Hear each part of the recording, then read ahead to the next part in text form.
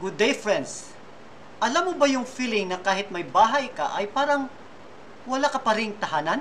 Kahit na surrounded ka ng mga tao ay parang ang layo-layo mo sa kanila. Working abroad isn't just about fame or money. It's about loneliness. Loneliness during holidays. Loneliness sa birthday miss ng mga loved ones mo.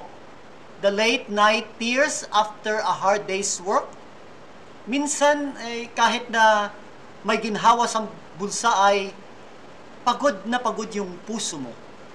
Pagod ka na sa trabaho, pagod ka na sa problema, at lalong-lalo na sa pangungulila. And you ask, hanggang kailan ko to kakayanin?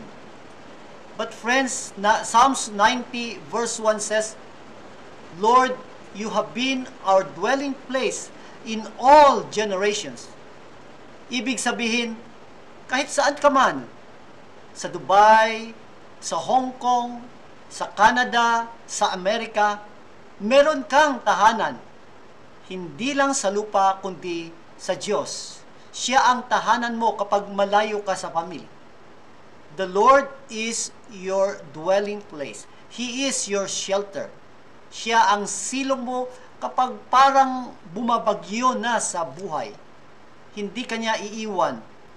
You may be far from your bahay, but you are never far from your tahanan. Kasi ang tunay na tahanan ay hindi lang address, kundi presensya ng Diyos. He sees your sacrifice. Remember, He hears your silent cries. He walks with you through every day long shift and every lonely night. And one day, He'll turn all the loneliness, all the pain, all the problems into purpose. May the Lord will bless you.